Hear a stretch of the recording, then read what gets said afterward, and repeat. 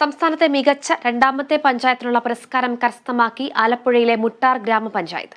പഞ്ചായത്തിലുള്ള Swaraj trophy മുഖ്യമന്ത്രി പിണറായി വിജയൻ വിതരണം ചെയ്തു. ഫണ്ട് കുറവുള്ള സംസ്ഥാനത്തെ പഞ്ചായത്തുകളിലൊന്നാണ് മുട്ടാർ. പരിമിതികൾക്കുള്ളിൽ മികച്ചതും മാതൃകാപരവുമായ പ്രകടനം കാഴ്ചവെച്ചതിനാണ് മുട്ടാർ പഞ്ചായത്തിന് ഈ അവാർഡ് ലഭ്യമായത്.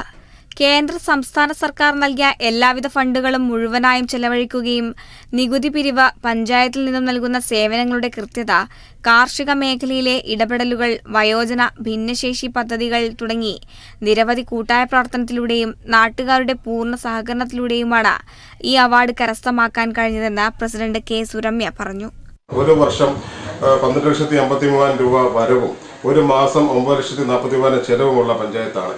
നമുക്ക് ഈ ധാരാളം വികസന ക്ഷേമ പ്രവർത്തനങ്ങൾ നടപ്പാക്കാനുണ്ട്. ഞാനിവിടെ സൂചിപ്പിക്കുന്നത് CSR ഫണ്ട് കൈകാര്യം ചെയ്യുന്ന വലിയ സ്ഥാപനങ്ങളിൽ നിന്നും നമ്മളെ സഹായിക്കണമെന്നുള്ള അപേക്ഷ മാത്രമാണ് ഈ അവസരത്തിൽ ഈ നിറവിന്റെ സാന്നിധ്യത്തിൽ സൂചിപ്പിക്കുന്നത്. അതേസമയം കഴിഞ്ഞ തവണ ആലപ്പുഴ ജില്ലയിൽ സ്വരാജ് ട്രോഫി 1ാം സ്ഥാന ജേതാവെന്ന ബഹുമതിയും ഈ പഞ്ചായത്തിനുണ്ട്. കൊട്ടാരക്കരയിൽ 18, 19 തീയതികളിൽ നടന്ന തദ്ദേശ ദിനാഘോഷത്തിലെ ചടങ്ങിലാണ് പുരസ്കാര വിതരണം നടത്തിയത്. തദ്ദേശ വകുപ്പ് മന്ത്രി MB രാജേഷ്, ധനകാര്യ വകുപ്പ് മന്ത്രി ശ്രീ KN ബാലഗോപാൽ എന്നിവരുടെ സാന്നിധ്യത്തിലാണ് പുരസ്കാര വിതരണ ചടങ്ങ് നടന്നത്. ചടങ്ങിൽ മറ്റ് അംഗങ്ങളും പങ്കെടുത്തു. Kerala vision news, Alappuzha.